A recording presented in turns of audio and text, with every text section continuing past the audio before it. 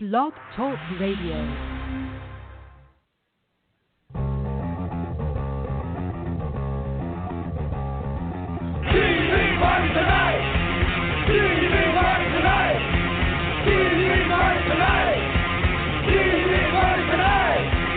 We're gonna have a TV party tonight. Alright! We're gonna have a TV party, alright! Tonight! We've got nothing better to do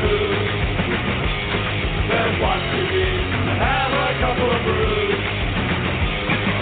Everybody's gonna hang out here tonight. Alright! We'll pass out on the couch.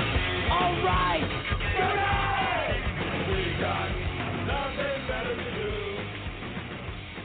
than watch TV. All right, good evening, everybody. This is TV Party Tonight. I am your host, the mandated reporter, and frankly, I'm mortified, Mr. Mark Radulich. And if you hear me wheezing and coughing, it's because I've had a bit of a setback in my quest to reclaim my health. But I'm not going to talk about that. This isn't a diary. This is a TV review podcast. So let's review some TV. Tonight's topic is the second season of Netflix's Voltron, Legendary Defender, Season 2. The first season, I believe, dropped last year, June 10th, 2016. And it consisted of 11 episodes. And it was pretty universally praised. People really dug it. For me, in particular, and we talked about this last year with Robert Cooper, who is supposed to join me tonight. That's part of the reason why we're recording so late, was to accommodate his work schedule. Not entirely sure where he is right about now, but hopefully he'll dial in soon and we can get this thing going. In the meantime, as I said, we talked about this last year when it initially dropped. And I have to say, the first season, it took me a little while to get into it. The first couple episodes where they were finding the lions and forming a team, and it moved a little slow. When they finally got going and started to travel and help out the other planets that were under the rule of the Voltron, that's when it picked up for me, and it ended great. It was phenomenal. At the time, I wasn't sure if it was going to go for a second season, but whether they knew ahead of time that this was going to get picked up again, or they just decided to leave it open just in case, it ended on a cliffhanger. If you'll recall, they had launched an attack on the on the bad guys on their ship, and as I said, just to recap, the castle ship was unable to form a wormhole to escape after they had more or less completed their mission, until suddenly one of Zarkon's commanders destroys the sentries guarding the barrier generator and shuts it down. As they escape through a wormhole, Hagar hits it with her lightning, causing the portal to become unstable. The lions are separated from the castle ship in the wormhole, falling to parts unknown. So right away, Season 2 picks up with a mystery. Who was working on the inside to help them escape? Where did the lions go? What's going to happen to Coron and Allura on the castle ship? And that is exactly where we start with Season 2, which just dropped this past Friday, as a matter of fact, with Across the Universe, first episode of Season 2. And I have to say, just in general, I loved Season 2. I don't think there was a bad episode or a slow episode in the entire season. I really enjoyed how they started. It ended much the same way Season 1 ended, with a cliffhanger. And it definitely left me wanting more. But back to, and as I said, Robert Cooper is supposed to jump in any time, but I'm going to keep plugging ahead. And, you know, if he doesn't come in, then I guess you're just going to hear me talk for a while. So with that said, let me put this out there. If anyone does want to call in, if you've seen Voltron Season 2, and you want to share your thoughts while we're waiting for my co-host, the number is 323-657-0901. Again, that number is 323-657-0901. All right. So as I said, we start with Across the Universe, and the episode focuses on 3 stories, one of which is Karan and Allura trying to break out of a seemingly endless time loop where every time they hit the wall, Karan becomes a bit younger. And there's some, you know, and one of the great things that the show does is able to balance the action with the humor.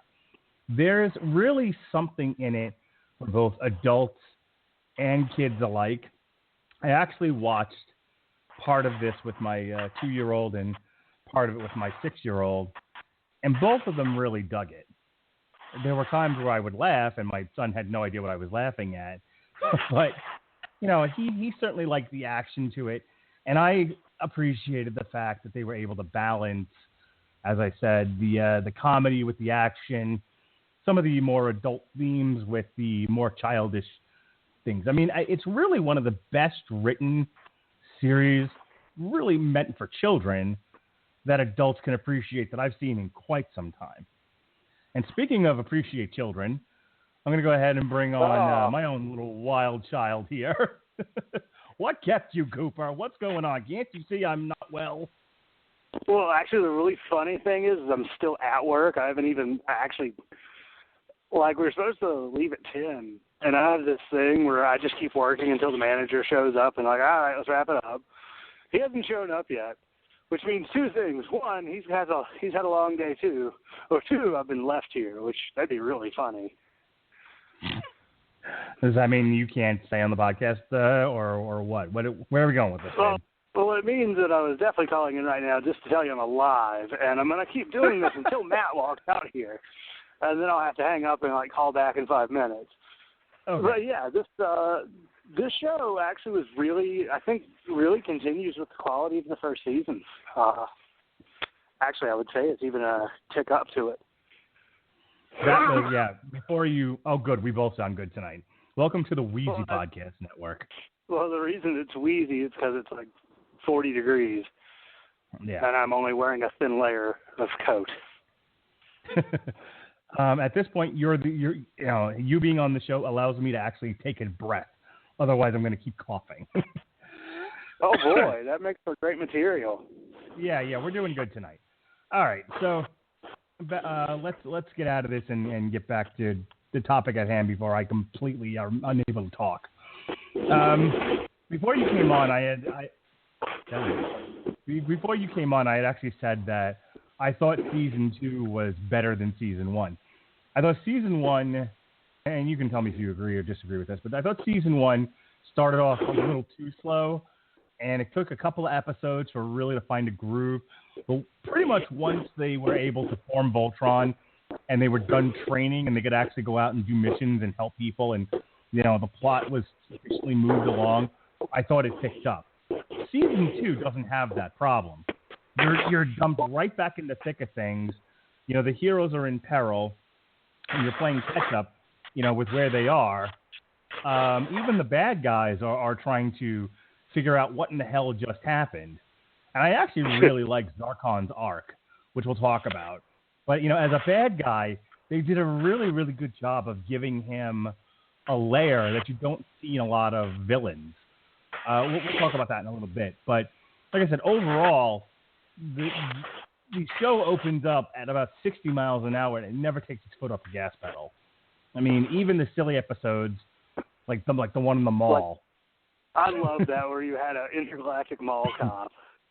Yes, but like I said, even that was really essential to the plot. I thought it moved fast. It was very entertaining.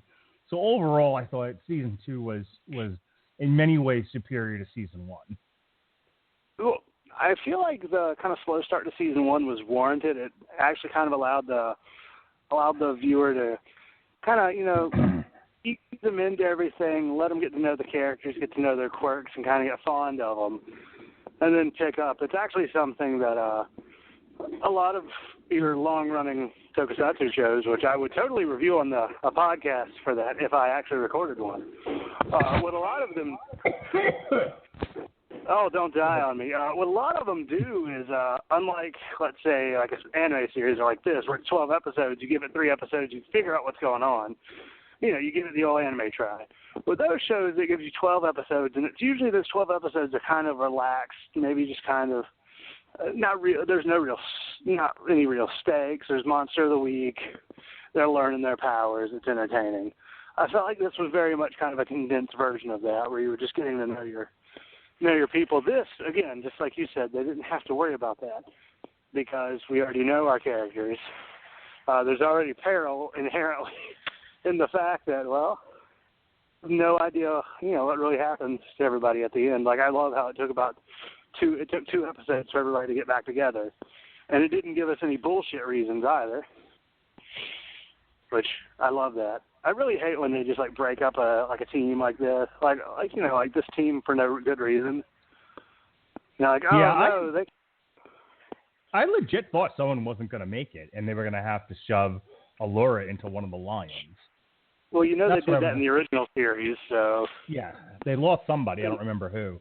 And I think she... I think it was the black guy. No, not the black guy, the guy in the black suit. No, it wasn't Shiro. No, they didn't have any black guys. No, they did not. She replaced one of the lions. I don't remember who. In any case, so I've been waiting for that to happen, and I thought a couple of times they were going to go that way this season, but they did not. We'll see what happens next season if they bring Shiro back or not. But we are getting ahead of ourselves. Sorry. So let's talk specifically about Across the Universe. As you were calling in, I was describing what was happening with Karan and Allura. I thought the stuff with Karan, regressing in age, provided a lot of the comedy of the first episode. I mean, they really did some funny stuff with him this season, and that was a big part. I love the emo version. Oh yeah. It's like, oh, you just want to understand. I'm like, oh, this is great. Gold star. Yeah. Which at first I couldn't figure out what they were doing with the animals though. I'm like, are they regressing or are they just changing into something else every time? That's what I thought was happening with Karan. I just thought he was turning into different versions of himself. Because at one point he's all muscular and he's posing and everything, and I'm like, okay, I wouldn't have related that necessarily to regressing an age. But it becomes very obvious after the first, couple of minutes.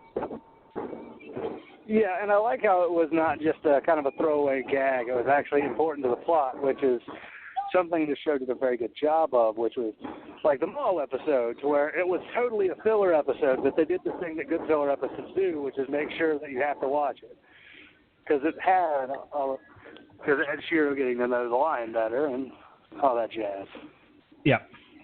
Speaking of Shiro, him and Keith are together.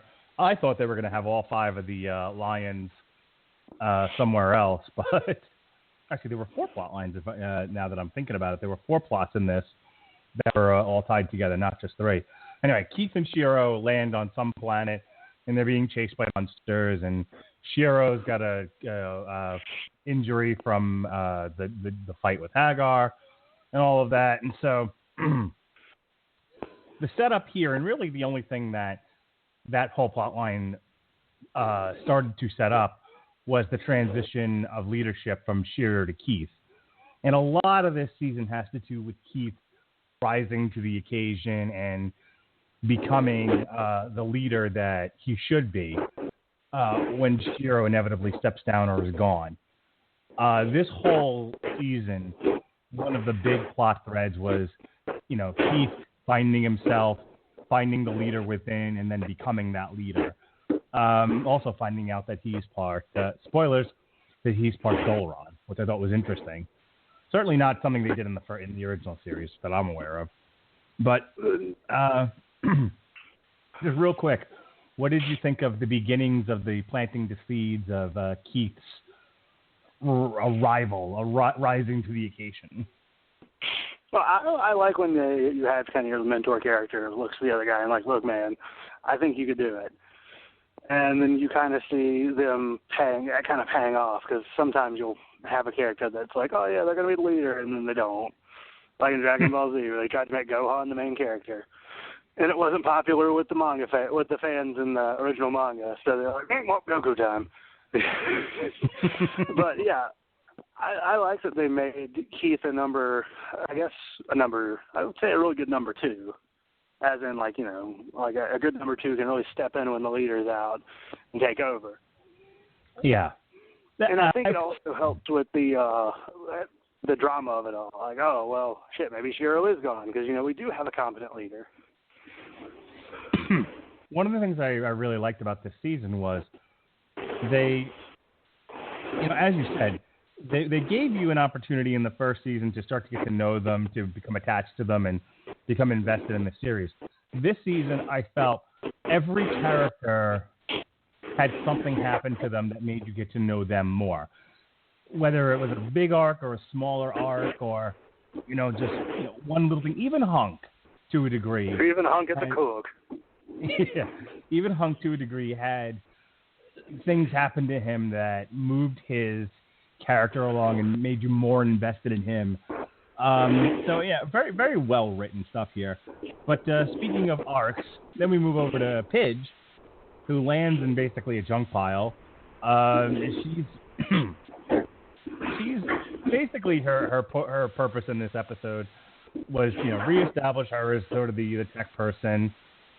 She's not going to be running, you know, full force into the fray, but over the course of the season, you see this come up again and again, that she's providing science and tech support, and, you know, she's in her own way. She's also sort of, you know, a mission leader. I wouldn't necessarily call her team leader, but she provides a lot of the mission leadership throughout the season, especially where technology is concerned, and which is good. I thought it made more sense that they would put the slighter character in those kinds of roles, playing to her strengths. I will be back in 10. Okay.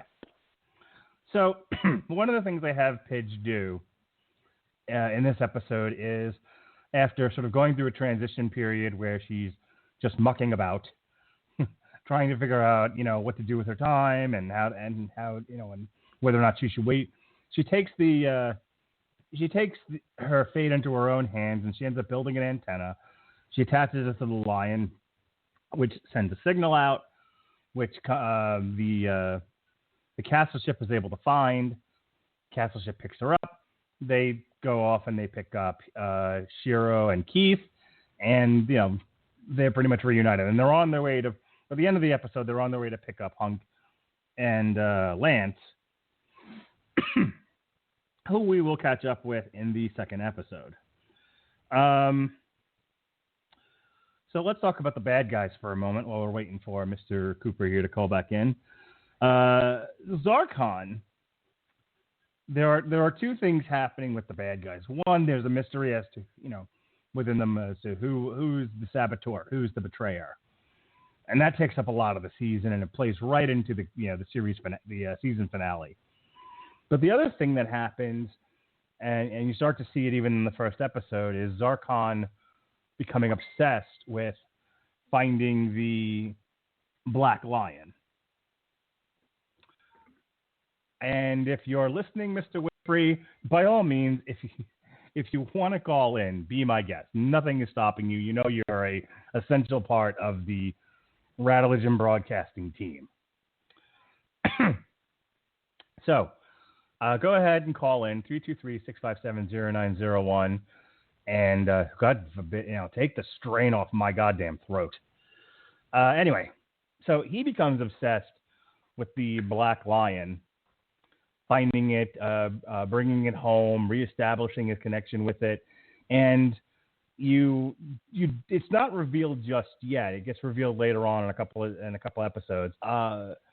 There's a connection between the Black Lion and Zarkon that gets established that is both very important in terms of what happens to our heroes, but also it's a driving factor in Zarkon's behavior through the whole season.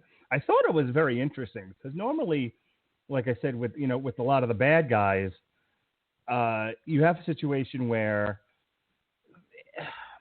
they're very one-dimensional.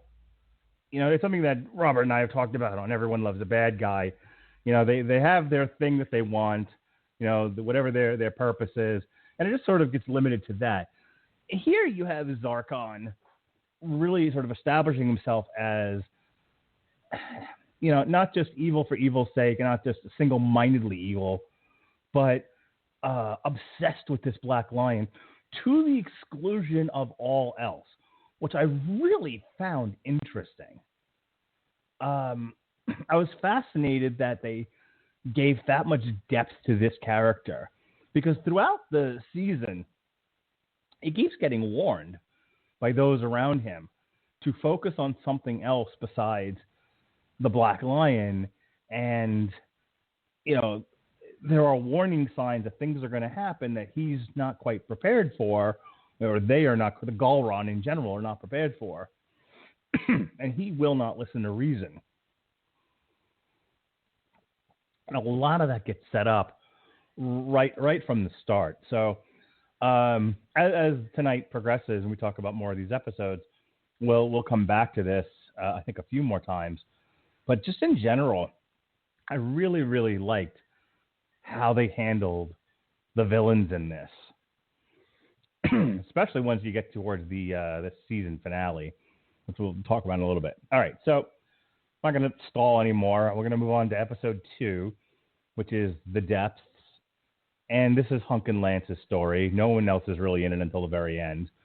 But basically, while everyone was off doing their thing, Pidge was building an antenna, and Shiro and Keith were fighting monsters, and Hunk and Lance land on this planet. They fall through the ice, and they go into the water, where they meet merpeople. And everyone is safe and warm. It's a great little phrase. One of the things I liked about this episode was they did play around with the idea that things are not always what they seem, not even as what they're set up as. Because you have a situation where they come down, and it was almost obvious that Hunk and Lance were being lured into a trap. Things were going too well. There was almost no conflict. So you knew the queen had to be evil. The queen of the merpeople. It turns out there's this forest that's corrupting folks. I'm going to take a brief pause for the cause here. All right. Is that you, Winfrey? It's me. I tried fiddling around with sending myself an invite to co-host, and there's a plugin that's acting strangely now that I'm on Windows 10 instead of 7, so I finally just said screw it and picked up my phone. Okay, so good. My apologies. That's fine. I've moved on from episode 1, but I know you're my bad guys person. Just give me 50 words here, because I don't want to keep retreading the same material. But how good was Zarkon this season? Like, how great was it that they made him, to a fault, single-mindedly focused on getting that Black Lion back, to the point where you start to see doubt around the people around him? That was a step up from the previous season, where he was just kind of menacing every 3 episodes or so. Of course, Zarkon got the best of it at the end when they all tried to attack him, and he just kind of laughed at them. Yeah, he proceeded really to pimp slap the entire team. Yeah, when he puts on the Robeast armor, he really becomes he's earned that menace, though. After everything that's happened in season 2, they really did. He wasn't the final boss. He really did build up to become, one of the better sci-fi adventure villains I've seen in quite some time. But going back to what we're up to talking about here, the Depths, the merpeople. I was explaining that they almost set it up too easy. You know, like, oh, come on. You know, as nice as they're being to them, you know this can't possibly be right. Something's amiss here. Yeah, that was really telegraphed. Fortunately, they kind of made up for it with the twist at the end where, no, it's not actually the queen. Yeah, exactly. That's what I was getting to. It was like they set this thing up, and you're like, oh, come on, that's an easy spike. And they were like, oh, actually, she's also been mind controlled. Oh, perfect. Okay. They've got a body snatchers thing going on here. Basically, after Lance frees Hunk, they realized that the Baku, which was the food source of the people, was really an alien predator beast. So Lance channels a new weapon from his blue lion and kills the Baku, and as a thank you to the queen, uses the old energy beacon, which brings Pidge to the rescue. I thought this was a fun episode. I have to say, Cooper and I were talking about it before he had to jump off real quick. They really added some more personality and more layers to the main characters, to really all the characters. Both in Voltron, Allura, Koran, and Zarkon and Hagar. I really thought that everybody, blossomed a bit in this season, but having it focus on just Lance and Hunk, I was enjoying the focus on the two of them.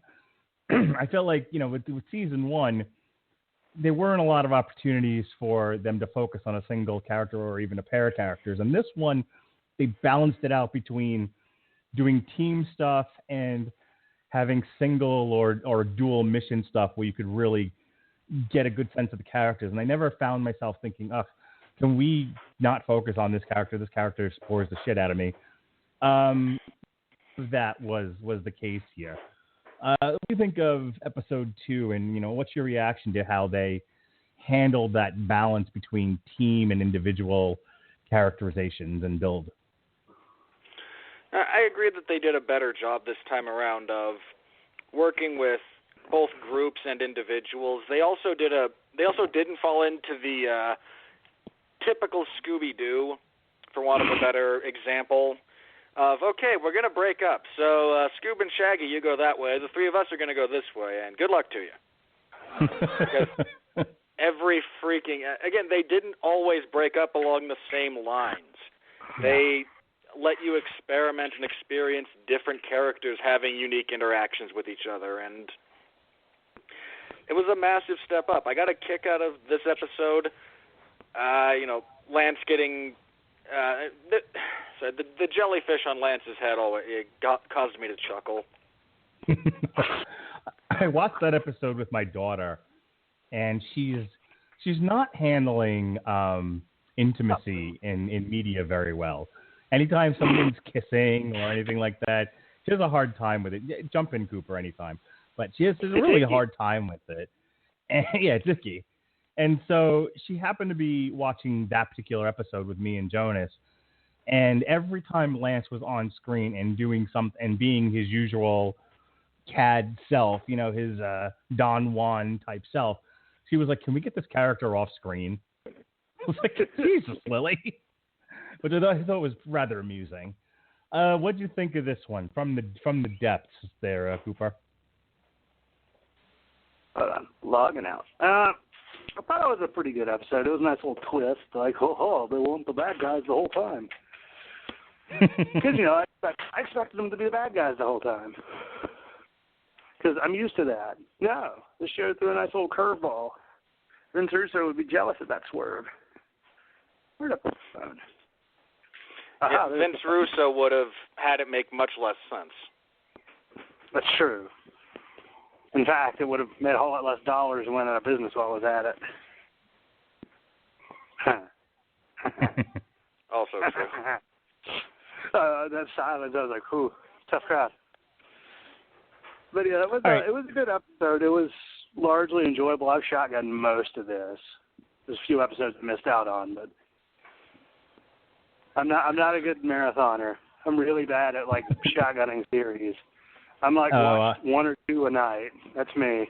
I think I watched part of it on Friday.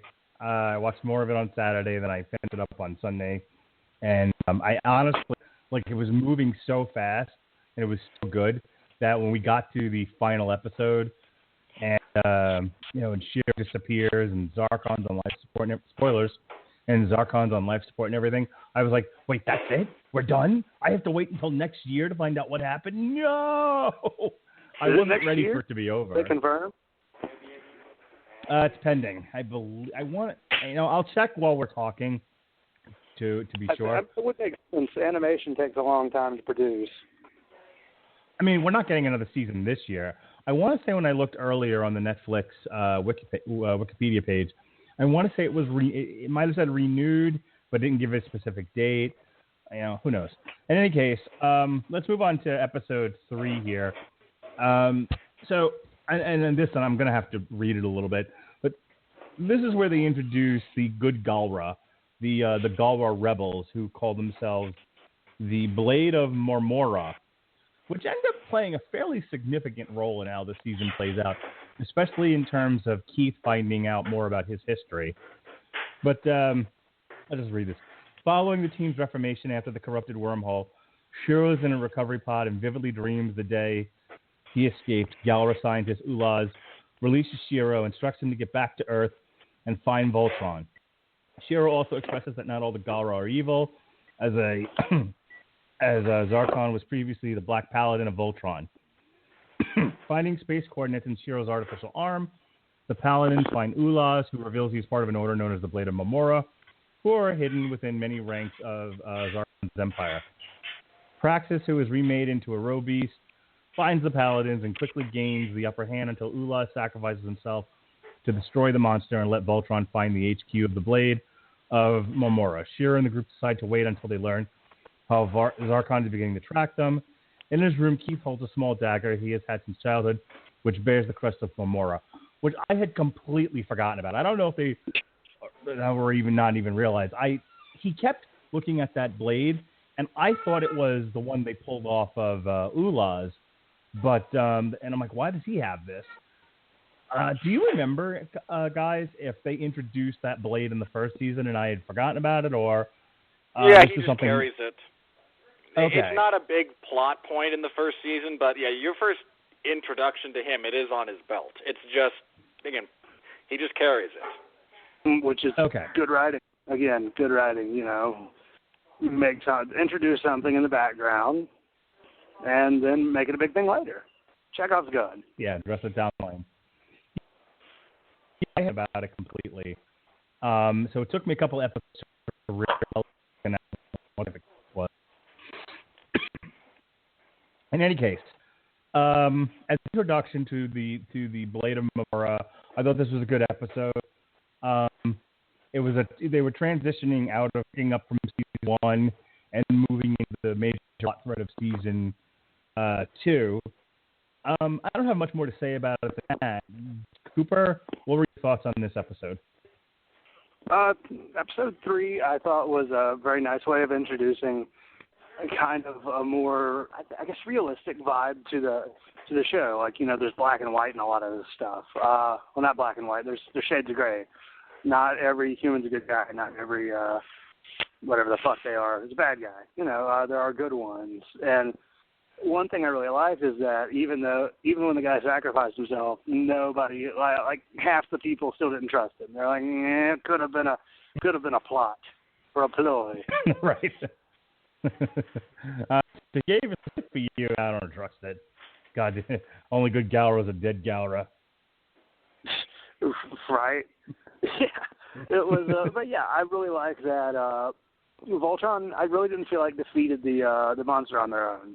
Which is a change. You don't usually see that in your more super robot influenced television shows. Usually it is destroy. You always get to destroy the robot at the end of the day with your special attack. Ta-da! Yep. Yeah, that's the thing about this season. There wasn't a lot of Roe Beast of the Week in this. They had a hand. They brought back a Roe Beast from this first season. They had this one. But they really tried to stay away, I think, from the, every episode Voltron has to fight a roe beast, which was great. So the few times that they do it, it actually makes it special. Yeah, that it does, and I also feel that it makes the show really come in its own. It's not necessarily aping off old Voltron or trying to be a Americanized super robot show. What it's trying to be is it's very much kind of a more mature, serialized show. Like even the Mall Cop episode was like little silly things happen. Which that was a very enjoyable episode. It was. I mean, they managed to do different things. Not every episode was Monster of the Week, and quite frankly, I feel like it was much to the show's benefit. Winfrey, why don't you weigh in here? Episode 3. Yeah, there's a lot of really good stuff that goes on here. The folding of space-time into a pocket. You get to see a little bit more of you'd see a little bit more of Paige being kind of a technophile, which becomes more apparent later on, which is a great little character quirk for her. And you get to see more of a hunk being a fat ass. But it's like a taco or a calzone. I'm like, calzones. They really do a nice job of balancing Hunk's sort of, one or two dimensional, goofiness, that sort of meatheadness, with his courage and usefulness and, his ability to think through some problems. They didn't just make him, just a potato with legs. Yeah, they actually gave him, some degree of intelligence and a purpose, which I liked. I mean, characters in this for me. Going back to Pidge, it's the next episode where we really start to see Pidge come into her own. And now this is where they go on their mission to rescue the Alkari from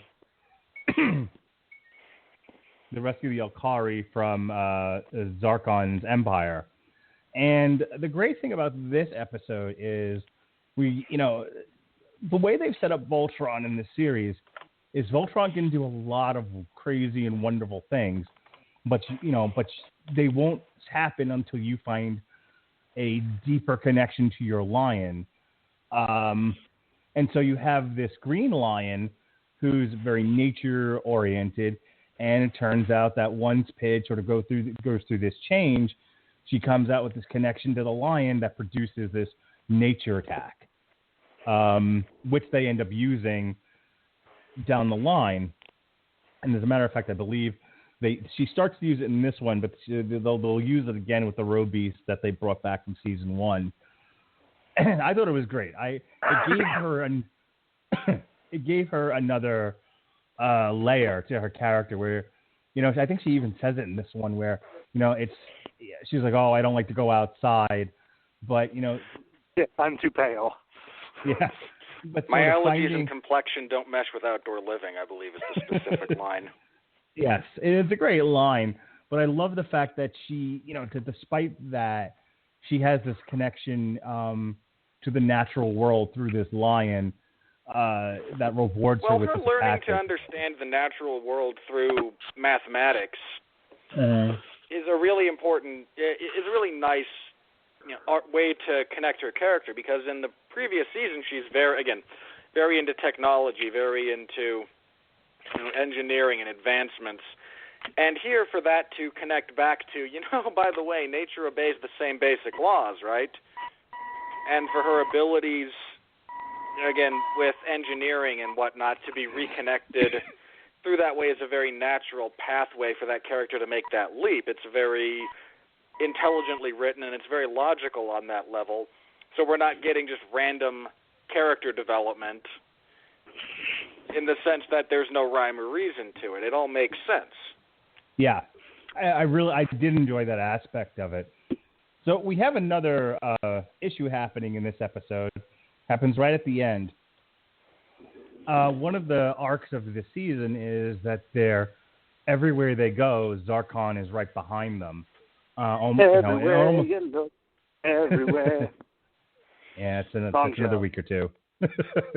Oh, God bless you. I never liked Full House. I do it for the people. In any case, and there's the mystery of how they're being tracked.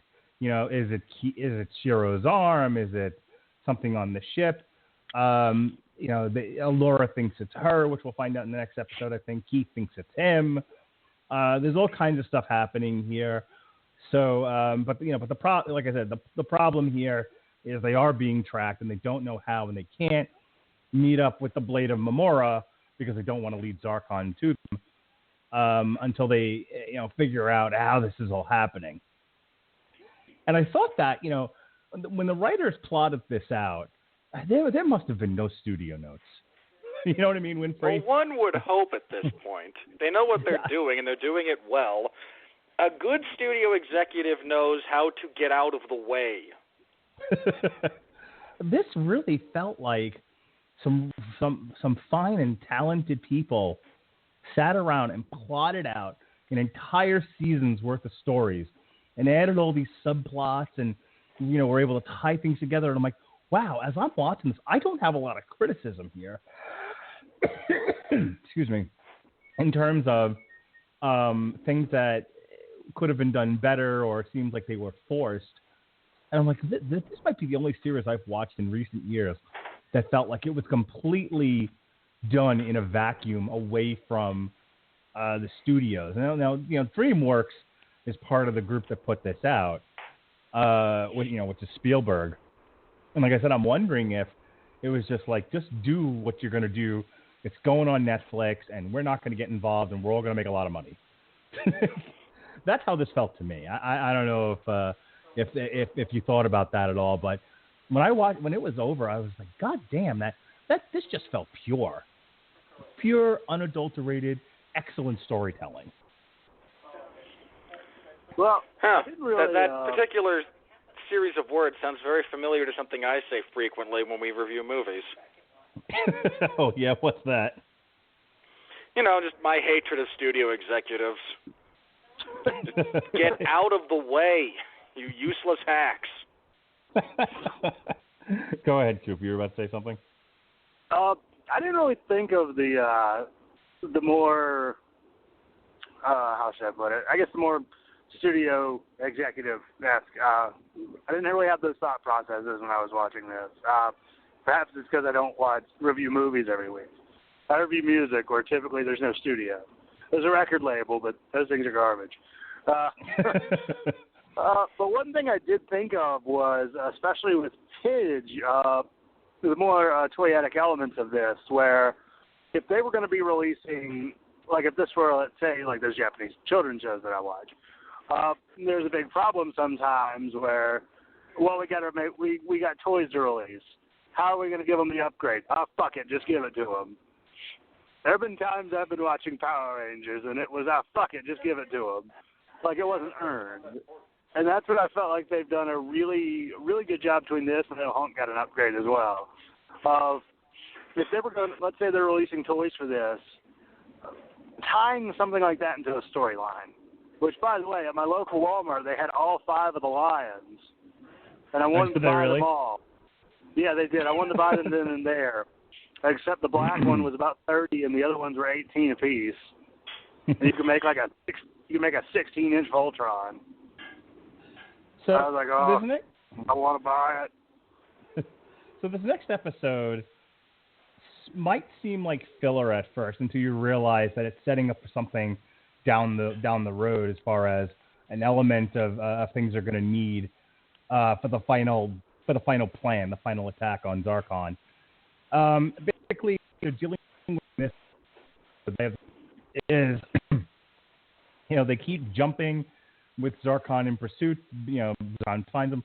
One of the great things about this one is they actually recognize the fact that they've been going since the last season attack on Zarkon, and they're all exhausted. I it was this brilliant. one, that whole arc draws inspiration from one of the best episodes of the Battlestar Galactica reboot from a few years back. I believe it's the first episode after what you had wound up being the backdoor pilot. They had the 2-parter, premiere. It was almost kind of intended as a standalone movie, a miniseries movie, but was received so well they just kind of ran with it. I think the first episode after that deals with them constantly jumping away from the Cylons, but after every jump they have like the specific amount of time. You'll forgive me for not remembering exactly how much it is. I want to say it's between 7 and 13 minutes. It's very specific because they have a clock. And after that amount of time, suddenly here comes the enemy, and it's exhausting the fleet, it's exhausting the pilots, and they don't know how they're doing it.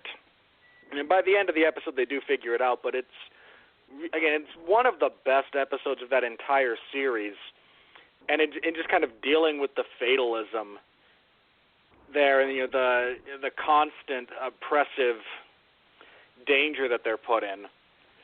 So for them to kind of draw inspiration from that for that little bit of an arc in the show was really well thought out and really well executed as well. I can't think of another children's cartoon that would tacitly recognize that the situation they're being put in would cause them to be exhausted. And I think about like the scene with Keith and Lance, and they're both in bathing suits heading to the pool. And they look almost gaunt, and downtrodden. I mean, you could feel their exhaustion, and in some ways, a very crudely animated show. I mean, it's not Flintstones here, but I would not call it photorealistic either. This isn't Pixar, and you really do get a sense that they're getting their asses kicked. Just they're just empty. Their tanks are empty, and it's only a couple of moments that you're spending with them looking that way, but it was enough to really drive home the point. By the end of this thing, so the other thing that's the big part of this episode is their hyperdrive. Essentially, their hyperdrive is malfunctioning, and it runs on these mirrors. And I didn't get that. Did Hunk know that he was making the mirrors, or did he make cookies? He was trying to make cookies, and he just didn't. He couldn't read any of the language that's on the ingredients he's using. Okay. This is just a happy accident. I mean, look, anyone with half a brain can see him come out of those bring those out of the oven and go, oh, he's creating replacement cubes. And then, no, he's trying to eat them, so, okay, we know where we're going with this. But because remember, he's like, hey, come on, these are going to be great. And he, just broke his teeth. Oh, yeah. I love that setup because the smash, the quick flash of, the X-ray of the human teeth shattering on that thing. And then him just going this, and then him doing the thing of just being, around the room, just like, oh. Yeah. I mean, even later they actually reference, because Pidge tries to learn Altean, which goes horribly. Because, the system that he tries to utilize to learn to speak and read the language is aversion therapy based. In this case, the aversion being a hologram that tries to kill him. Yeah, its safety parameters off. Wait, what? Yeah, and then at the end, oh, wait, I know that word. Hunk was making terrible cookies out of those. Hey, they're not terrible. I love it. Hunk was like, you're not going to stay for the next batch? Yeah. Yeah, I was amused. Like I said, it's one of those things where I doubt my kids got what was happening, but it was making me laugh. Hey, real quick, that style of animation, Coop, is that an ongoing thing with anime where, they had him, you referenced it just now, they had him bouncing around the room with, in between transitions. Is that a thing? Does that have a name to it or anything, or something that's very common in anime, or was that just a sort of a fun thing they did in this show? That's just really something I noticed in this show. What it kind of reminded me of is when you when you stub your toe, and then you're just kind of going around the room a little bit, just damn. But no, and that's not really something I see often in anime. Really, the style of the show really isn't anime influenced all that much. Now, you get to see some of it with, what's the fucking British guy? Damn it, I forget his name. Koran. But, yeah, Koran.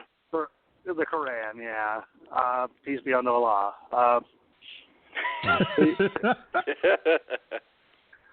But yeah, he's like, and some of the animation they use with him, it's anime influence, but really the animation studio that made this are the same people that did Avatar and The Legend of Korra, and you can tell like immediately. They did Last Airbender too. They've done that entire property.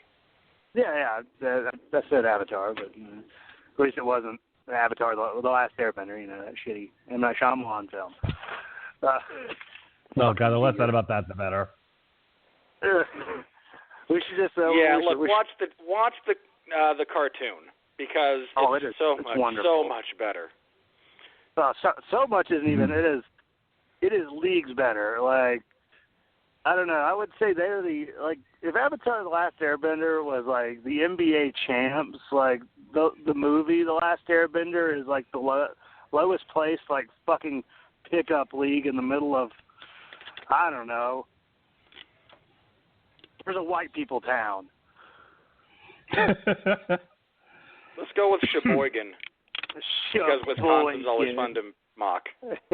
What was I thinking of? Greenwich. There we go. I was thinking of fucking Greenwich, Connecticut. All right. In the interest of time here, if there's nothing else on 5, let's suffice it to say those circular panels they use hyperdrive. I'm going to be calling it a hyperdrive. Are an important piece later on of the overall storytelling. Oh, and you got to love Koran, him and his slippery disease. Was that episode? Actually saved the day. Was that? Oh, yeah, that's right. Where he has the slipperies, and at first he's like, "I'm not old. I don't have this," and later on he's basically like ice skating on it. It's great. Yeah, and I love like at the end, like that last one's not shined, and he's looking, he's like, "Oh shit!" and he shines it. I'm like, "Well, this is gonna be the end of him," and then he just slides through, and then manages to fit in between all the crevices. I thought, yeah, it was cute. All right, let's talk about number 6 here, because this is where things start to shift into high gear, and then we can talk about everyone's favorite episode, Space Mall. But basically, the team splits. They have Allura and Keith go off separately because they feel like, well, one of them is how Zarkon's tracking them. So they're one way, and hopefully lure Zarkon that way. Well, the other team goes to the planet of Tajir, which is being ravaged and strip mined for resources. The Paladins, again, are working to free the people of Tajir from the iron grip of the Galra Empire.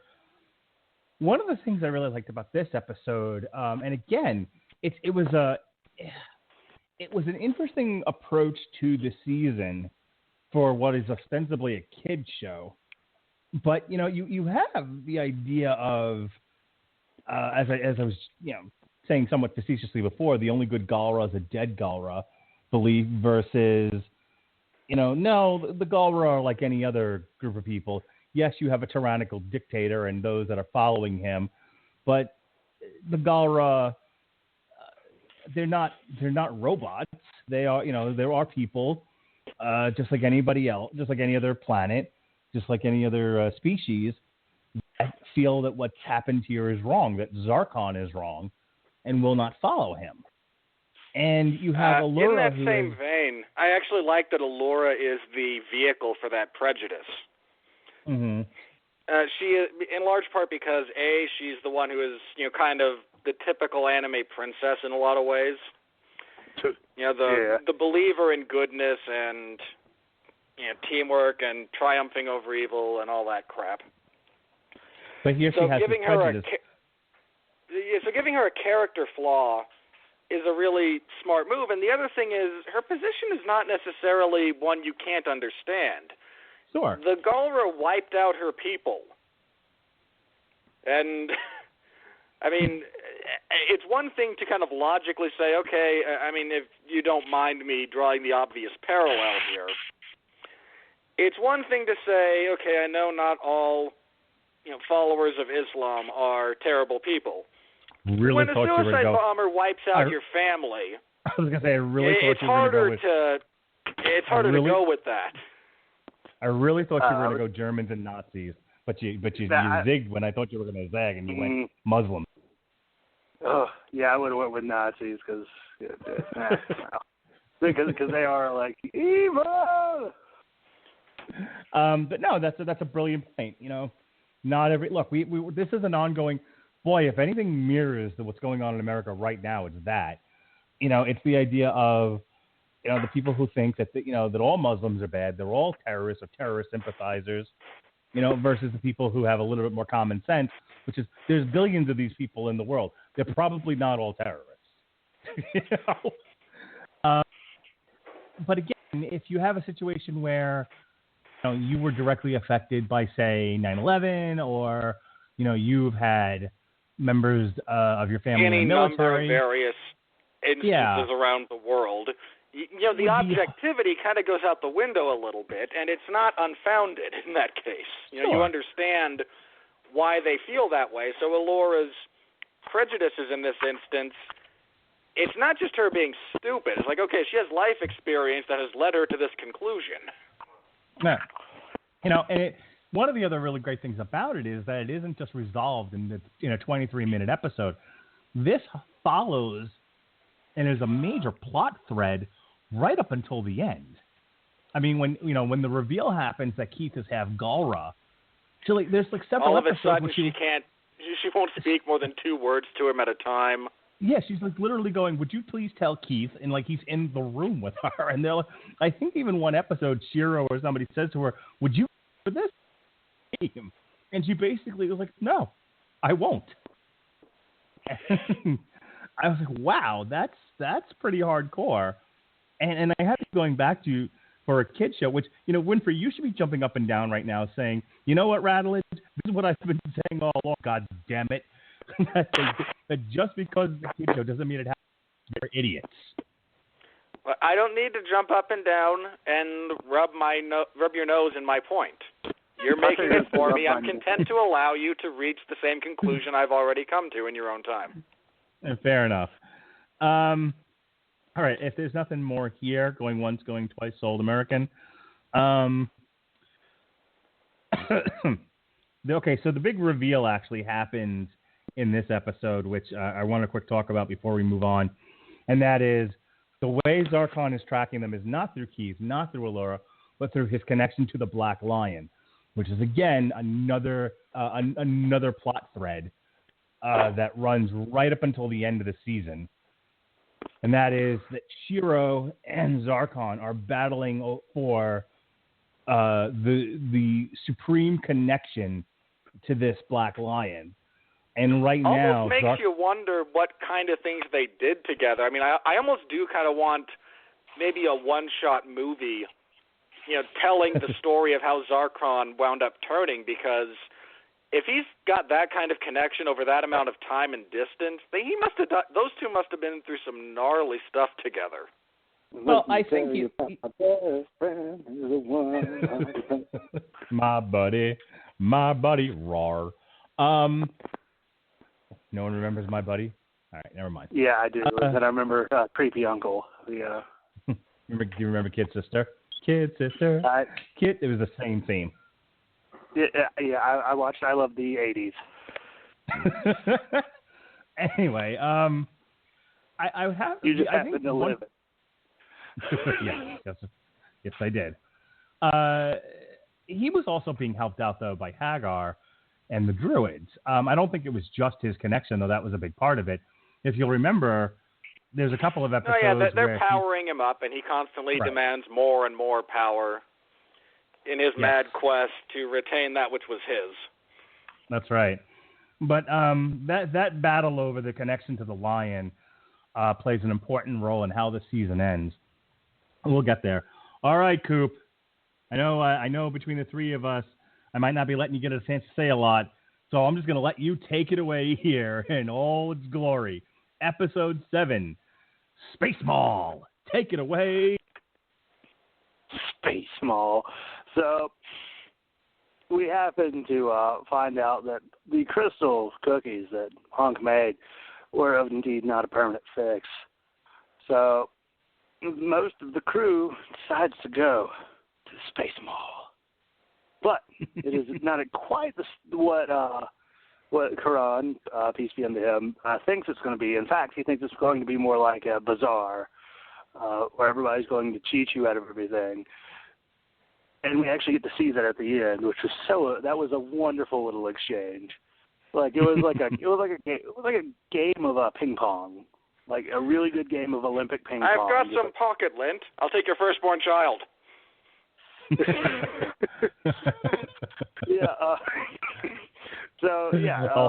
Both the crew decides to go off into the bazaar. I know the princess and who stayed with the princess? Was it Pidge? It was Pidge, wasn't it?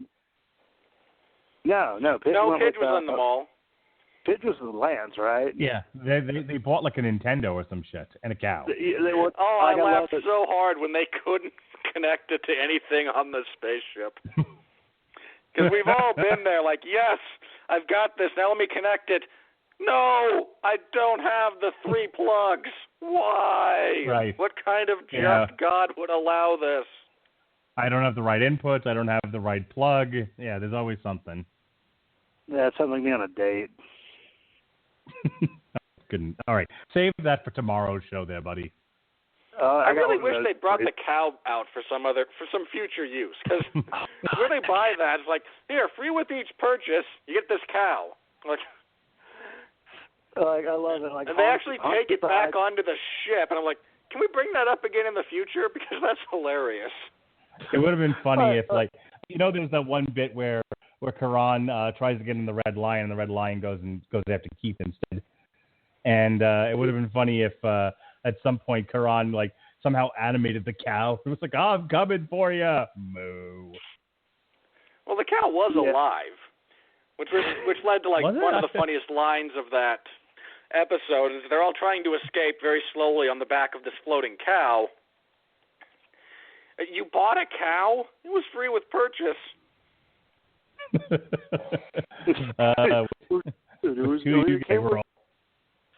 It's like, hey, you know what? It came with the CD. That's why Mark has sent me the shirt.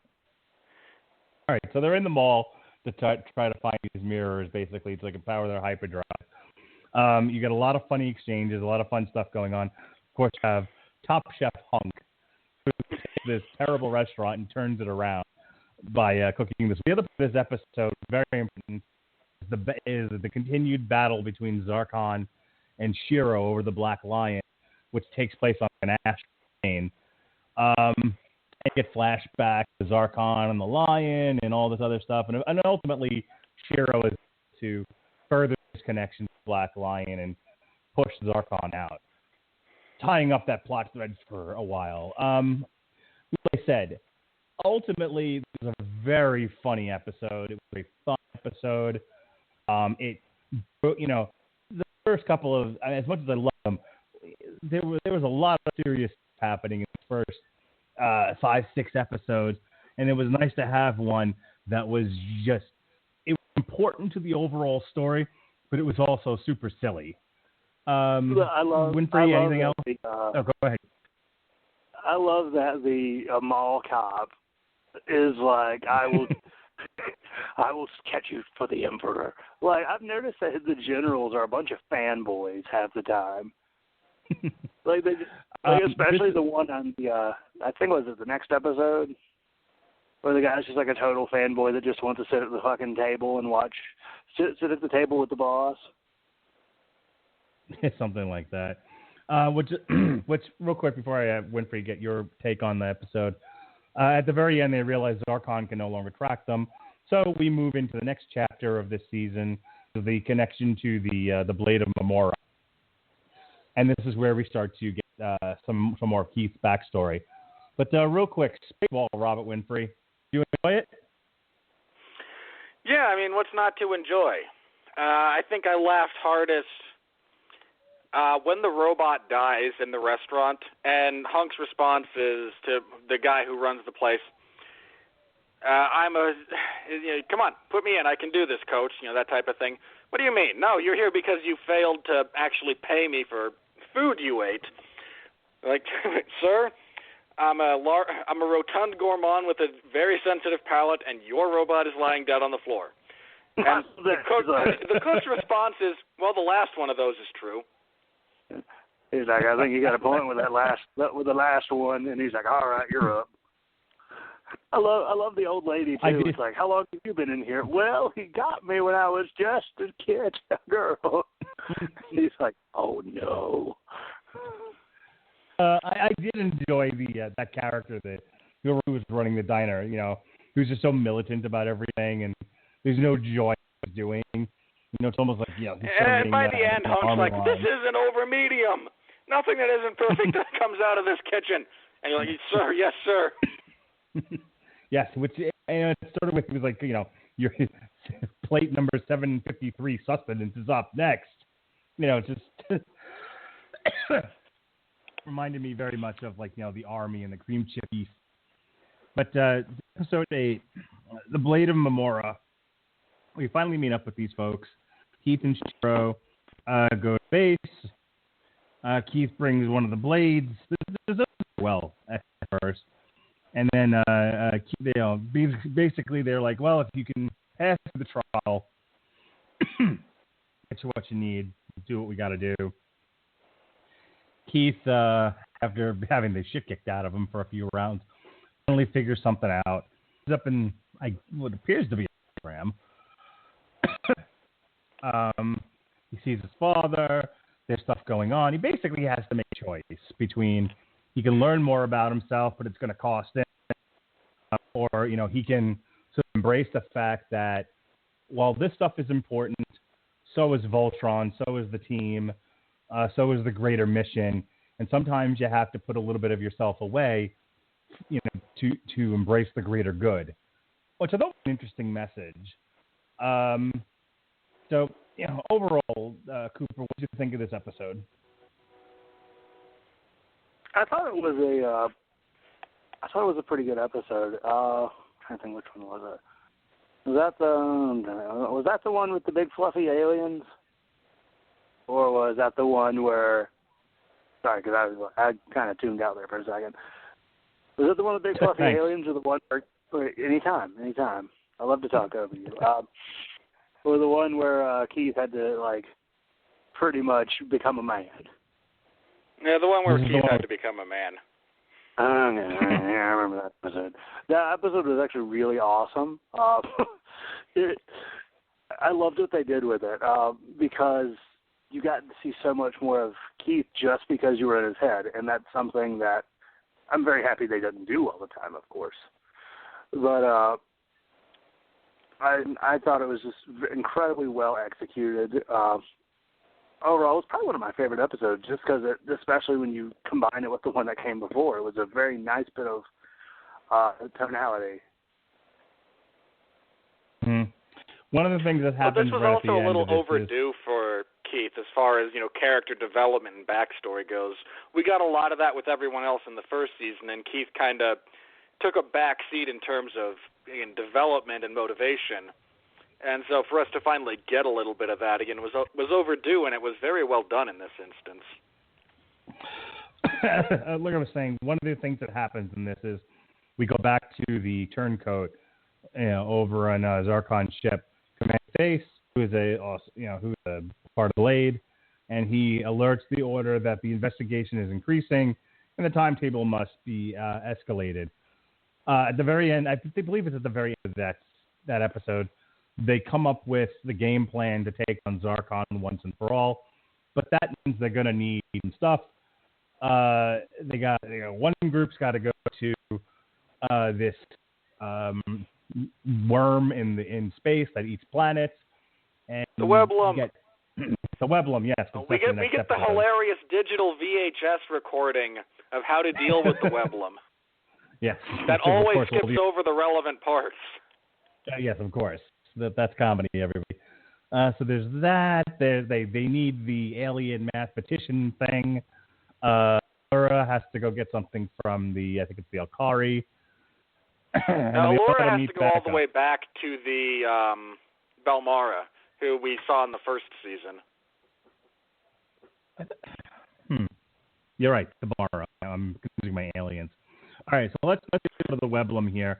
So we have, as we mentioned before, we have a different grouping of characters this time. We have Hunk and Keith, who are together, and they are there to gather. Let's see, what are they there to gather?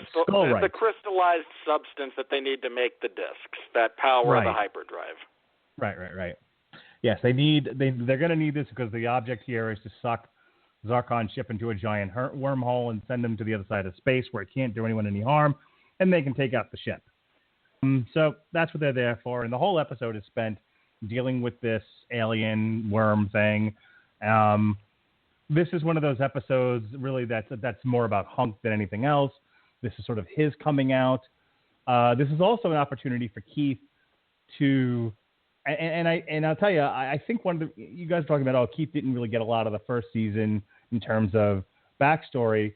I actually didn't find him to be that interesting of a character until this season, because funny how giving a character backstory and motivations actually makes them interesting, almost like we're hardwired that way. One of the things I found enjoyable about it was Hunk keeps calling him, I like Balrog Keith. Balrog Keith was much better than human Keith. Yeah, Galra Keith has a sense of humor. You were checking to see if my skin turned purple, didn't you? Yeah, there was a lot of great exchanges between them too. But those two have some surprisingly great interplay.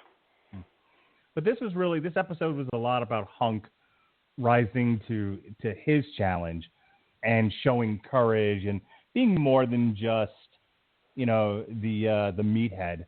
I thought it was a great episode. It was a lot of fun. They never revealed who the other character was that they met in the wormhole, right? That Keith saved. Was there any idea? No, that's just a nameless, faceless Galra who he saved. Okay, who ran off with some of the skull, right? Yep. All right. Coop, hope you were paying attention. Anything about this episode you want to say? I watched this episode. Well, like I said, I had to go to work eventually, so I think I got the finale, and that was about it. Yeah, the last episode I saw was Keith. Keith become a man. So, yeah, I'll have to just listen in and be like, Go back and watch it. It's a fun Hunk episode. All right. Oh, I am. When we get done with this, that's what I'm going to go do. Go on, damn it, cat, I'll fucking pet you. Sorry, my cat's tapping me. Episode 10, Escape from the Prison Planet, or rather, Escape from Beta Traz. You have Lance and Pigeon. I love this episode so much. You loved that character that they rescued, I'll bet. I guarantee you were all about that character doing the Slav. The percentages. Yeah. Percentages and things have to be just right and alternate realities. Right. Look, I also got a kick out of the yupper. I mean, it's an obvious gag. You can see it coming a mile away, but they get so much mileage out of it. Right, and it's happening to the character it should have happened to, because I wouldn't call Lance half an idiot. He's not. He's also, he's not as quick as some of the other guys.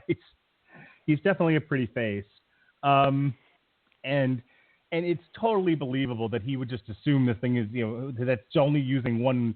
That's monosymbolic, and just saying yup. And he was like, yeah, sure, that's the guy you're looking for.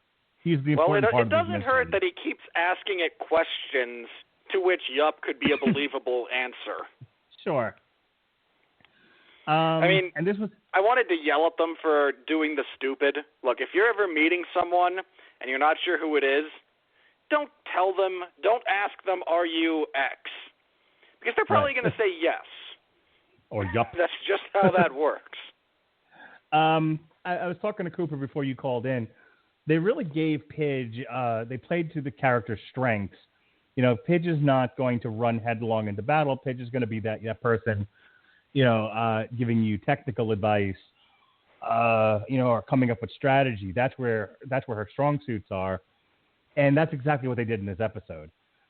Shiro may be the team leader, but he's a good soldier to send out into the field, so that, I would liken her to Little Giants, where you have the one kid who's on the team, but he's actually feeding plays to Rick Moranis, who's the coach.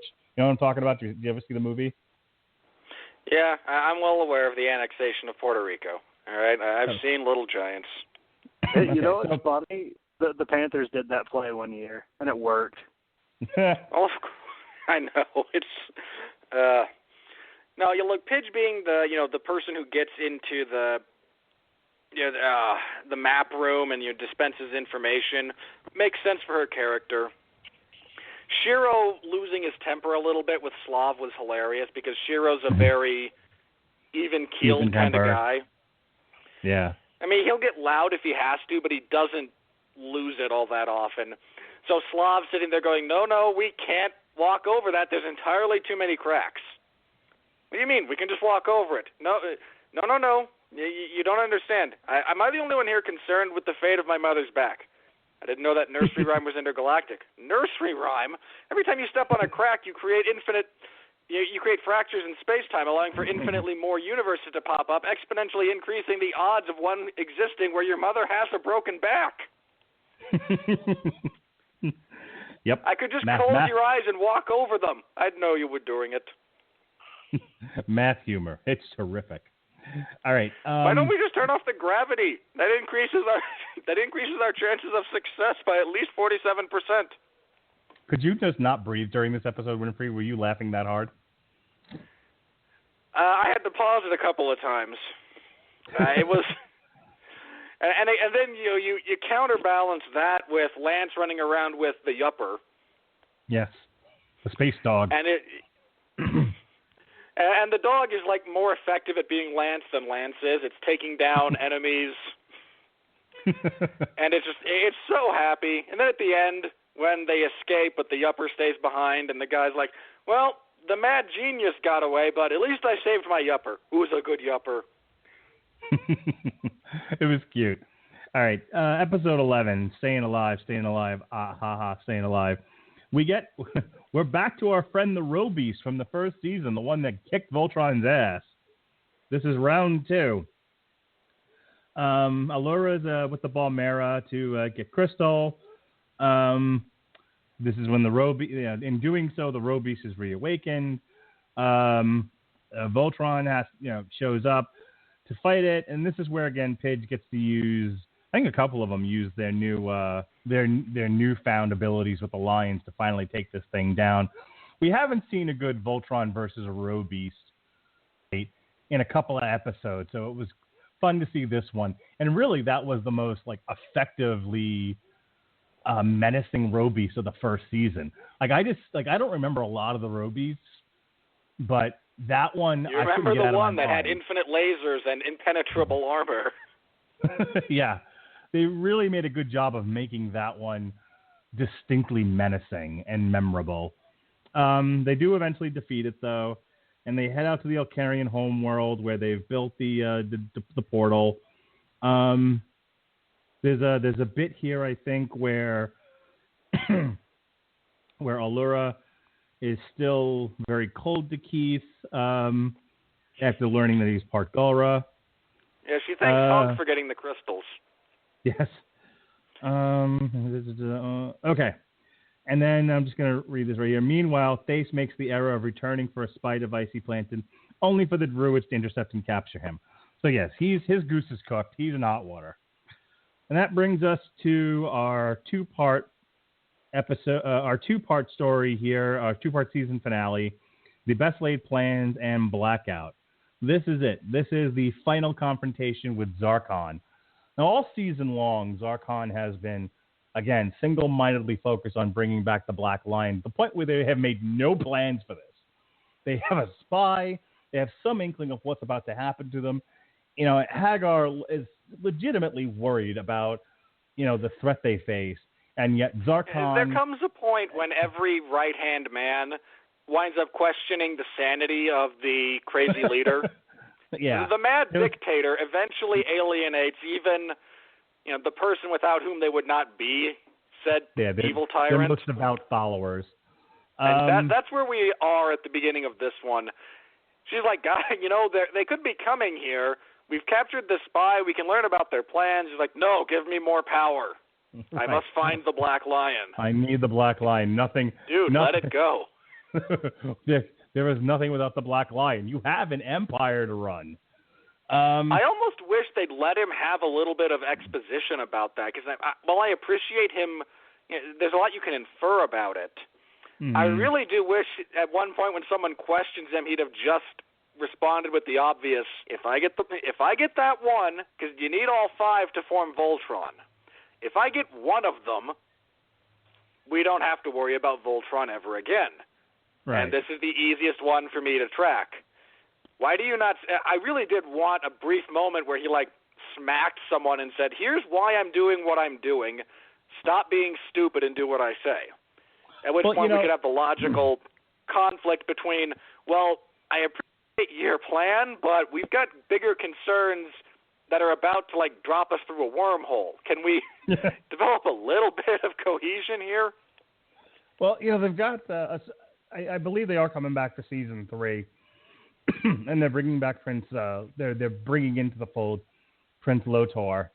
There may be an episode or two that actually deals with Zarkon's past. He's not dead. He's on life support when this is all said and done. Oh, I was so sad. I wanted him to die. Well, there's just not enough death in the show. That's my point there. Okay, not enough death in the children's show. We got it. That's what he plans. All right, so. This whole thing is dependent on, once again, someone gets bored, someone inside being able to do a thing that allows a thing to happen. And, of course, they're trying to shut down the central computer system that runs Zarkon's headquarters. It's a pretty important part of the plan. Well, I wasn't dismissing it. I was just, yet again, Oh, yeah, no, you've got to get into the Death Star planet and set charges, and I wasn't even thinking about there's that. Always something like this in these types of plans. I was thinking more about how in A New Hope, Obi-Wan going to shut down the shield generator so they can escape. And he's got to sneak around the Death Star all. He must turn off the tractor beam and all that other stuff. Yes. In any case, Keith ends up going in because he's half Galra, and they seems as good a reason as any. Him and Stace, fight their way up. They do their thing. Keith has then got to get out of the ship. And this is all a setup to get them to drag this thing through the wormhole so they can kick the shit out of it on the other side of the galaxy. They want to isolate. It's a really great plan. They want to isolate him from the majority of his armada, as well as fight on away from as many civilians as possible. And then once he's powered down, Voltron can just, again, tear through the ship like it's tissue paper and finish the whole thing. Yep. That's pretty much all. There's a lot of Keith and Stace in this episode, and the Voltron Lions just taking out ships in this, and then, and Zarkon acting like a lunatic. But that all ends. Real quick, Coop, did you see this one yet? Did not. Great. Moving on. All right. Have you seen Blackout? Did you see the finale? I did see Blackout. Real quick on the previous episode, this is the one where Allura kind of comes to grips with Keith's being part Galra and him still being, a decent person. Right. Yes, absolutely. They have made amends by the end of that episode. Or at least she's not openly hostile at the end, which is a step up in that instance. Sure. All right, we are here with the glorious conclusion. Should have been an easy thing. Voltron, dead ship. Zarkon, unable to do anything. They had formed Voltron. Voltron was all powered and ready to go. There's 5 points on Zarkon's ship. They need to get out in order for this thing to be completely destroyed. And I understand, in terms of storytelling, they needed to make it a tad more complicated than what they were doing. But even so, I was a little, I don't know if frustrated is the right word, but I just thought it was interesting that, we need to hit these 5 points. You have a gun. Hunk can give you a huge, fucking, shoulder cannon, and you're choosing to stab the thing with a sword, which I didn't really understand what the point of that was. And I also didn't understand why the castle ship just didn't fire on the thing. It just seemed like they were dragging this out. But, they kind of had to, because they needed a chance for Zarkon to get in his armor and have the final Voltron versus Roby showdown. Which, by the way, did I miss something, or did they introduce the concept of Zarkon's shitty, untested armor, and then it turned out it was just fine and there was nothing wrong with it? Or did I miss something? There was something wrong with it, because it chseemed like they did a Chekhov's gun and then never used it. No, the issue there was more they'd been testing it and it had never been successfully tested. And at that point, Zarkon was more on the thinking along the lines of, well, I'm clearly the missing variable. You morons can't handle this. And turns out he was correct. See, I don't. I mean, it's a minor quibble here in what was an excellent season. But I just feel like if you're going to say it's untested armor, that should have signified them either taking advantage of a flaw in the armor or it sort of just malfunctioning in the ta-da nick of time. The fact that nothing happens with it, and ultimately... I would have preferred that they be more specific about why it was failing. I mean, either way. Well, my thing about that is just, if the whole point is no one else can handle the psychic overload of trying to control this armor, no one else is smart enough, fast enough, powerful enough to actually deal with piloting and maneuvering and keeping this thing up and running, and they just don't want to risk Zarkon, you don't want to risk the Emperor on faulty machinery. I just would have preferred that was made clearer, is the fact that, no, the issue is not mechanical in this instance. It's the inability of any other Galra to actually deal with whatever it is that powers this thing or whatever it is that makes it effective. And he is literally the only one who can do it, just kind of proving that all the testing is a little bit for naught in the sense that, again, I am the only being strong. It's like Thanos. Thanos is the only one who can contain the power of the Infinity Stones. So everyone else that tries just inevitably fails based on their own shortcomings. I would have liked if they had just left that out. I didn't feel like they did enough with it for the amount of time they spent on it. Maybe a better way of handling that would have been, how's my armor coming along? Still putting it together, It's giving us trouble. Yeah, that would have worked just as well. And that just be the end of it. Cooper, before we have final words on this episode and and how it ends and all that, what do you want to What do you want to contribute here as far as observations, things you liked about the episode, etc.? I love it because I actually watched this one, like the other one. I was shotgunning the hell out of this. I should have watched it all Sunday night, but instead I was watching Castlevania speedruns. That was cool. That was awesome. I mean, you get to see somebody beat a game that took you like fucking 15, 20 hours and 45 minutes. Anywho, this episode here, pretty much, I liked it. The stuff with the armor, yeah, maybe it'll come into play another time. Yeah. I feel like the writing is too good in this show for something like that not to be addressed at a later time. Or better than it was. Yeah. I mean, there are of course narrative stumbles and everything in life, but I just kind of feel like that. It's like no, they wouldn't make that mistake. Like if you were a Patriots fan in like 2007, it's like, oh, they won all the other games. I want pictures of Spider-Man. So I have to say, even for a kid show, even for as many television shows as I've seen, even knowing that there's not a lot of courage in Hollywood, when the castle ship was helping out Voltron and it was firing, all lasers onto Zarkon, and there was like a reflection and the lasers bounced back and hit the ship, and the way they shot it would not be the right phrase. The way they animated it, I thought they were dead. I literally believed for a moment Allura and Karan were gone. Were off the show. I thought they blew their own ship up. I don't know if you guys were like, ooh, are they dead? What's going on here? Or like, oh, they're not going to fucking It's kill a off credit to two the of the main show that I characters. had to think about it. Like, wait a minute. I know if this were any other show, I would have laughed it off. Like, no. We all know. There's no way. Again, it's a credit to this one that there's that pause. There's that moment where you're like, they might. That's what I'm saying. Like, it was imminently believable that they'd kill off main characters in this show. That's how good this is.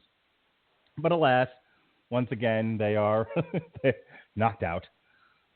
There's a final push at the end where Allura and two of the Blade guys go after the Druids and Hagar, where we learn that Hagar is actually Altean, and Allura can summon magic herself. So you have that bit, which Hagar survives the battle anyway. You have the final fight between round 2 between Zarkon and Voltron, which ends with Shiro disappearing from his lion and Zarkon being placed on life support. They ultimately don't blow the ship up. It powers back on before they're able to take out the last of the 5 points that they needed to take out. So our heroes make a run for it. And the final words from Hagar in the season are, call Lord Lothar, whatever the hell his name is. Prince Lothar. So that's how it ends. And to be clear, I believe we are set for season 3 next year. I don't know, man. I don't know if I can wait that long. But while I'm quickly looking this up, go ahead and give your final thoughts, Coop, on the season as a whole and the season finale. The season finale, really well done. Prince Lothar was a big part of the original show, if I'm not mistaken. So it's good to see them finally bringing him in. The season as a whole, I saw most of this series, and when we get done with this podcast, that's what I'm going to go do. I'm going to go make some spaghetti, and I'm going to finish this show. I really enjoyed what I saw. Superbly done. In terms of character writing, they did a good job within 12 episodes of giving really 6 characters, 7 if you want to include the bad guy, because I'm including the princess here, a lot of development and just really kind of honing in on what makes the characters really fun and makes them important. And you really grow to kind of love the characters in the amount of time that you're given. Really, the first season was great. Was good, but this was great. This is them like one of my favorite anime, Haikyuu, which is a volleyball anime. First season, it gets a little slow at setting stuff up, kind of introducing people. By the time it hit the second season, you didn't need to worry about that. Like now you're just building. You set your foundation. Now you're building your house, and that's what I feel like this was doing here. This was building up the house, and it was building a very pretty one at that. In fact, it was building a McMansion. We have a lot of those around here. So overall, if I were to give it a score, give it a solid 9 out of 10. Easily. Winfrey, same thing. Considering that this is a show based on a very cheesy port from the 80s, this show is superb. All the characters have time and depth. They all have high points and low points. They have strengths and weaknesses. The animation is, again, it's its own kind of unique, not completely unique, but again, if you follow the studio, you can see similarities to all of their other stuff, but it's got its own animation style. The battles are all appropriate. I loved the fight between Zarkon and Voltron. I'm sitting there watching this fight, and anytime we actually get a close-up to kind of watch some of the action, I can actually see what's going to happen because they've modeled it very well on how fights actually go. There's one right near the end, I think the one that actually causes the Voltron to break apart. they overcommit on using the sword in the right hand, and as soon as Zarkon parries, it's like, great, now you're just wide open for that counter. And, again, sure enough, straight down the pipe, kaboom, the big counter right. And, again, it's drawn well, it's written very, very well. The nitpicks that we have had here are very minor. And there's almost nothing to complain about. Certainly no glaring weaknesses, no major stumbles. It's a very well done, well thought out, well executed television series. It's accessible. It's aimed more at kids, but it's certainly very accessible to adults. It doesn't alienate children when it deals with the stuff that is aimed at the older audience. I don't have any real complaints about this whole series. It's very good. If you haven't seen it, you're missing out, guys. This is very, very well done. I'm going to go ahead and say it's probably one of the best written television series on TV right now. It really, when you compare it to, and I'll just keep it within the realm of sci-fi fantasy, whether it's for children or adults, I would put this up against anything in the Arrowverse or, the Marvel television shows, anything on the Sci-Fi Channel. And it's getting rave reviews. The little bit that I've seen, whether on Rotten Tomatoes or just doing some Google searches, I haven't seen a bad review of it. Right now, the Wikipedia page for Netflix original series is pending. So we may or may not get a third season. I certainly hope we do. I hope this runs for 4 or 5 seasons. Hopefully the quality will maintain. As for me, I thoroughly enjoyed this. I wouldn't call it one of the best series on television. I didn't. But more importantly, I don't get to do a lot of stuff on this network that I can share with my kids. A lot of it's I gotta make sure that they're napping, or I gotta watch it when they're not home. Or, you don't want to expose them to illicit drug use. Yeah. I just assume you rewatch The Wire constantly. Well, no, I did make the mistake of having Orange is the New Black on with my daughter in the room, and I took, I made sure her back was to the TV, and she had the iPad at the time, and she still saw one of the worst things in the episode in the series that particular season. And then I had to calmly explain what in the hell she was watching. Dad of the year right here. But yeah, so I don't try to make next that time on Divorce Cast. Next time on Dragon Ball Z. Yeah, my wife was well aware of that error in judgment. But yeah, it was nice to be able to watch. Next thing you're going to dump is that singer Brown-Eyed Girl. No, shut up. So yeah, it was nice to be able to watch a couple episodes with my son, who runs hot and cold. Yeah, he's actually getting a lot better with that. We've been watching the Clone Wars, the Star Wars show, and a couple of months ago I couldn't get him to sit through a single episode of that. Now we sat and watched a couple episodes together, and he was really into it. One episode into season, he told me it was his favorite show, which I thought was pretty funny. But even my daughter, I was watching the end of the Falcons Green Bay game, and even and I wanted to see if the Falcons were going to blow a 20-point lead in the last 5 minutes of the game, which was conceivably possible. It's quite possible.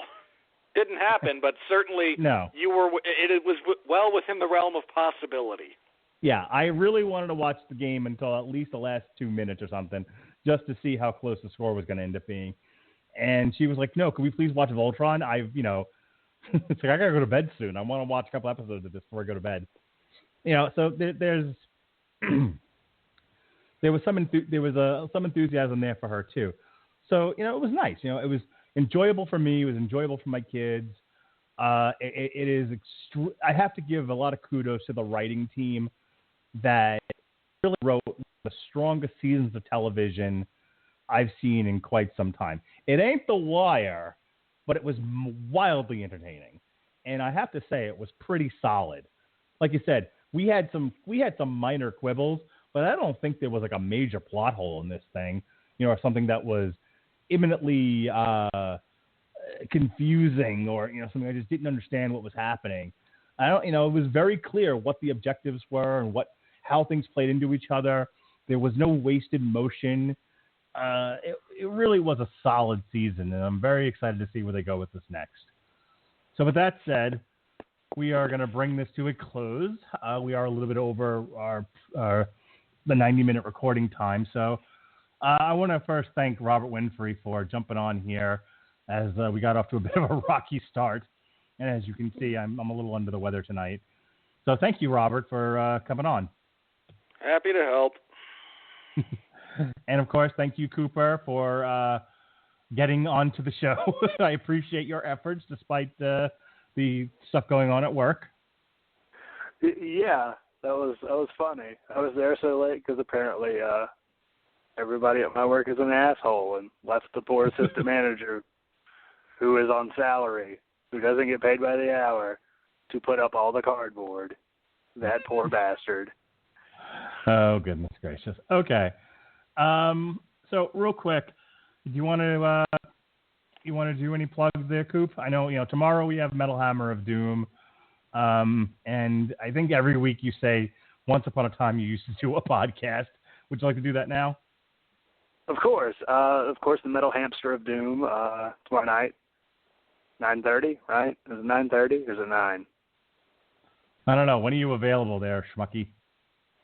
Oh, Schmucky. What are you trying to say? Are you saying am I downtrodden? What are you saying? I'm old Gil, but I can't judge an MMA fight? When are you available? That. Wait, is it you? Seriously, it's you, isn't it? I got it at 9:30. Does that accommodate your schedule there, kiddo? I'm off. If I wasn't off, I would have said something. And by said something, wait. I meant it would have been. Well, hang on. I can't.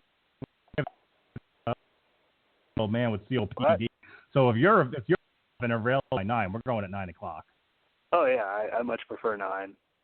Okay, 9 o'clock. 9 o'clock. We're doing New Firewind. Ode to Leonidas is a fucking awesome song. Just saying. It's been in my head for a few days. Yeah, it's just fucking shredding. It's gonna be really good. So you're gonna get a real cool review of New Firewind album. The Sentai Hidden Friends I Have a Fun Time podcast that I like to call the Sentai Writer podcast. I got to drop a few nuggets of my knowledge on the subject here, so maybe one day I'll do that podcast again. God, I might just have to pull Hunter just so we can review the Power Rangers movie, even though I'm probably going to try and review it with you guys, because I'm going to be that guy since I watched Power Rangers a few times in my life. Which, no, I actually don't want to. I don't want to be that guy. I really don't want to be that guy. Hey, I'll be that guy. Don't worry about it. Okay, you could be that guy, and then you could, slowly coax that guy out of me. Yeah, I can't wait for that. It's going to be a real interesting movie, at least. It's not going to be interesting. It's going to suck. Well, I mean, interesting in seeing just exactly what they're going to do with this. Look, I have 2 points of minor hope for that movie. One of them is Elizabeth Banks as Rita, because I know Elizabeth Banks can actually act through the type of prosthetics and makeup that they're going to be applying. And Bryan Cranston as Zordon could be oddly awesome. Oh, and I can't forget about Bill Hader as Alpha 5. Bill Hader needs to be dropped into an active volcano. I love Bill Hader. He'll be a hater. No, I can't stand him. I can't stand. I know nobody can see my face right now, but after that awful fucking pun, I just did ha-ha, the meme with the fucking husky that's just like, ha, yeah, that's me. Final plug here. My buddy Sean Garmer and his site, WTMnet.com. I'll actually be having an article going up on there, I think, next week. He was looking for somebody to review a game called The Flame and the Flood. And I was like, I got free time on a PlayStation. Sure. I'll take free stuff. So, yeah, I'm totally taking a free game to play a game that's very much like a more active version of the Oregon Trail. It's interesting. not quite got my attention yet because I've been watching Voltron, or at least trying to. well, between sleeping and working and watching Voltron. So yeah, look out for that next week. Once the hearing in my left ear is fully back, I plan on reviewing some metal. But yeah, they also Wrestling to the Max podcast, really awesome show. They usually do like a fucking 4-hour podcast every week. They review everything. Check him out. He's the nicest guy in the world. Hopefully he'll start posting our shit. He just keeps forgetting. Every once in a while, he's like, yeah, cool, I'm totally going to start posting that Metal Hammer of Doom someday. I'm like, you sure you don't want to do the UFC show first? They get the most views. All right, Winfrey, go ahead and plug your stuff. All right, real briefly, this coming Saturday, you can find me providing live coverage for UFC on Fox 23 in the MMA zone of 411mania.com. This coming Sunday at 8 p.m. Eastern Standard Time, I will be hosting the 411 Ground and Pound radio show. We'll be reviewing that event and previewing UFC, Fight Night 104? Yeah, Dennis Bermudez will fight the Korean zombie Chan Sung Jung. We'll be previewing that card. Yay. Is this his first fight back since the military? Yeah. That's a rough welcome back for him after 2 years away from the sport. Hopefully hit somebody with the twister again. If he does, it won't be Dennis Bermudez. Dennis Bermudez is not a scrub, whereas Leonard Garcia kind of sucks out loud. Well, I mean, he was a scrub, and a scrub is a guy that can't get no love from me. I think that's it. Also, they're revealing the year-end MMA awards in the MMA zone of 411 Mania, so you can find my participation in all of that. Feel free to yell at me or, for my particular lists, agree, disagree with the outcome, so on and so forth. So feel free to do that, and I think that's it. I don't think I have another scheduled appearance in the near future, though if Mark injures himself anymore, I might wind up taking over at least one of those upcoming shows he's scheduled on. So. All right. I just got some horrible news. I need to do this really quickly. So, fucking Christ. All right. Real quick. Yeah, tomorrow night, 9 o'clock, Metal Hammer of Doom Firewind. Check out. It's in the archives now. Jesse's So What You're Reading Special Part 1, where he spoke with Josh Calandros. We have our second on trial this week, this Thursday at 9:30. We'll be putting Inception on trial. And Friday, another episode of the So What You're Reading Special. I'm not sure who's going to be on that one. I know I'm in there somewhere, but not quite sure where. Next week, Monday, So What You're Reading Part 3. Pat's going to be on for Fuller House Season 2, Metal Hammer of Doom review creator, Gods of Violence, and the second show with Gavin, because Gavin made me watch The Master. So if you liked our review of There Will Be Blood, we're going to do it again. This time we're going to do The Master, and I'm going to try to find something positive about this movie, because I really hated the first half that I watched the first time. So, there's so much positive about The Master. Ugh. I mean, don't get me wrong. There's issues, and I think you'll probably wind up disliking it intensely. But there's a lot good there. If you say so. All right. Thank you again, Robert Winfrey, for dialing in. Thank you, Robert Cooper. We'll be back tomorrow night for the Hammer of Doom. Be well, be safe, and behave.